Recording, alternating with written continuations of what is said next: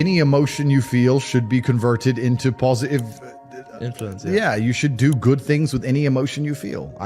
I can't. And what else are you going to do with it? And this is a genuine question. Yeah. What else? If let's say your wife breaks your heart, if you're not going to work, you can't sleep anymore. You're upset. She's running around with a new dude. You see her Instagram story. She got some new guy. You're furious and you're angry and you're jealous and you're bitter. You have all of this inside of you. But you're not going to go to the gym and work hard and become so fantastically in shape and so rich and so powerful that no girl ever leaves you again. You're not going to do that. No. What are you going to do with it? Text her? Try and explain to her? She doesn't care. Like, you can write the most perfect English. You can write the most beautiful words ever constructed. Forget Shakespeare. You can do, it doesn't matter. She doesn't care. She just doesn't care. She's distracted. She forgot about you. She forgot about you.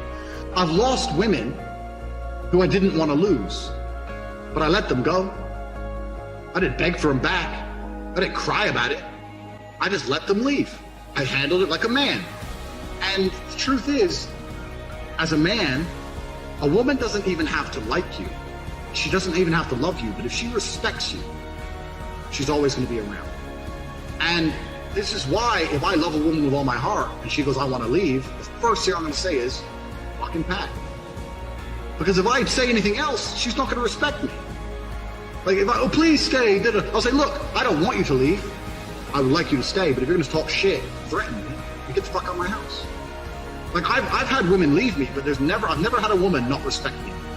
And that's why I can hit up any ex I've ever had, and I know them. Because they respect me on a base level. So why do they respect me? Because I respect myself. So I will never sacrifice my self-respect. Yeah. We talked about this on the show. You're going to get your heart broken as a young man. I've had it happen to me. Yep. We've all had it happen to us. And it's not even about anger towards the girl. It's 7 years later, because as a man, you're going to get your value later. Yes. Right. So if you use that energy to put all that work in, these girls, they come back around, and I love to see them come back. Not because I'm in love again, just because it's like, you know, I told you so. No, I said this, like, anybody who tries to get revenge on a woman, way. that's incel energy. That's a wrong way of looking at it. The only revenge you can get on a woman who breaks your heart is success. Success is the best revenge. Just level up slowly. And when she messages you, you got two choices. You can either say, sorry, baby, you're not my type anymore. Boom, you win. Or you could fuck her again. One last spin on the Ferris wheel. Yeehaw. So that's the answer to the question. Put a plan together for the heartbreak if it comes, and make sure that plan is constructive. Yeah. Everything we've been saying on this podcast is true. Trauma's going to come, pain's going to come. You have to use it in a constructive way.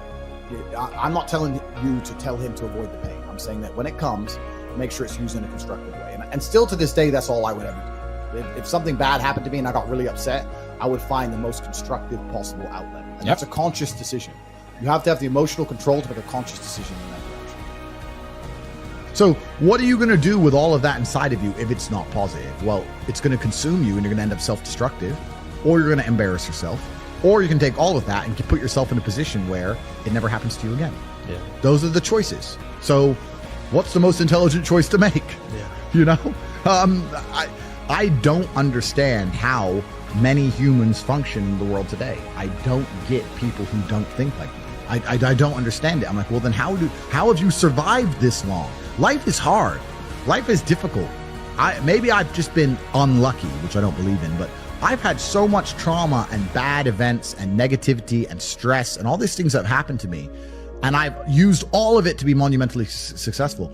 If I wasn't that way inclined with the workload that God put on my shoulders, I'd just be in a ditch somewhere. Yeah. I just would have killed myself by now. Like, I don't understand how people are functioning. If you're not thinking like me and you're going through life with any other mindset, you've been extremely fortunate that God smiled on you and allowed you to sit around most of the time doing jack shit, and you have yet to be punished for that. Yeah. I could never have lived that life. If I was a bit lazy or a bit, or I was a bit of a snake, or if I lied to people, I'd be dead by now. Yeah. Like, so a lot of these people are just absolutely and utterly blessed by God that they managed to go through life with such a non-competitive mindset, and they're still breathing. When I was 20, me and my girlfriend broke up. I was with her for 4 years. I couldn't sleep. And this is before social media. You couldn't just chase a bitch. Like, That was it. She's gone now. Like, she moved. I didn't know where she lived. That was it. And I couldn't sleep. Now, it wasn't like I was crying my eyes out, but I was just, where's my hoe at? I couldn't sleep. Need something else to do. So I thought, fuck, I'll hit the gym at 6 a.m., hit the gym at 3 p.m., hit the gym at 8 p.m. I had nothing else to do but fight. So I took all that trauma, all that heartbreak, and I molded it into becoming a world level combatant, right? So there's nothing, what did we talk earlier about how trauma can mold you, how trauma can be a fantastic thing? Heartbreak, depression, sadness, these are all fantastic motivators. I'm telling you why they're a fantastic motivator. You go to a guy who's heartbroken, he has all the motivation in the world to send 300 text messages. He has the motivation, he's putting it in the wrong place. That's 300 cold emails you could be sending to someone to pitch a business. That's a lot of money you could have made. I don't think there's ever going to be one person on the planet you're truly compatible with. I think there's going to be, if you have your life in order as a man, truly completely in order, then you're compatible with a lot more people. I think that if you're a man and you're struggling to find somebody you're compatible with, that's probably because you're a loser. If your life's in order, then you're compatible with a lot of women. Like me, for example.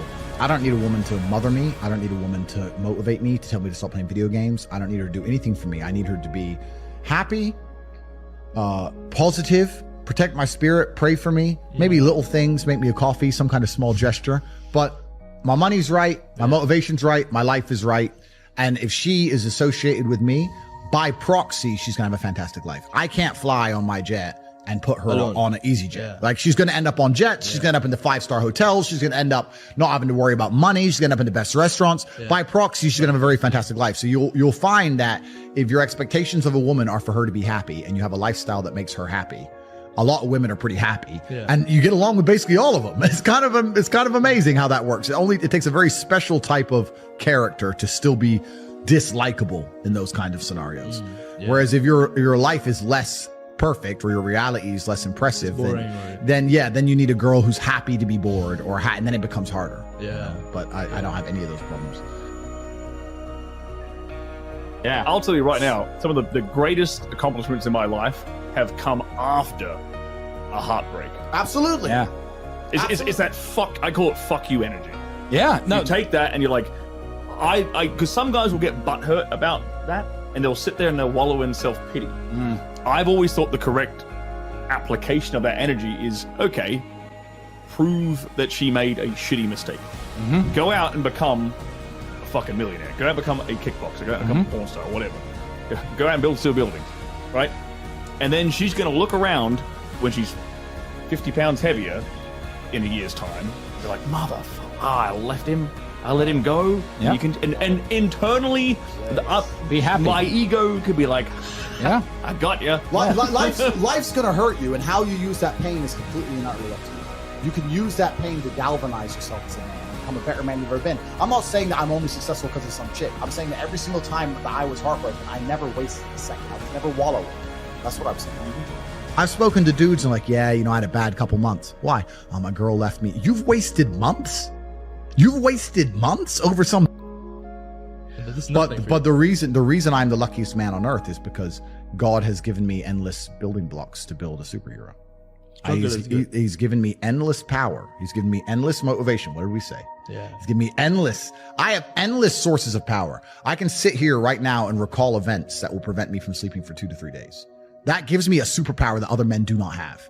They want to go to sleep. They're tired. I can stop being tired for days at a time. I can just have a thought. I can remember. I can sit, close my eyes, and use the power of my brain to vividly remember events, and I will not sleep for days.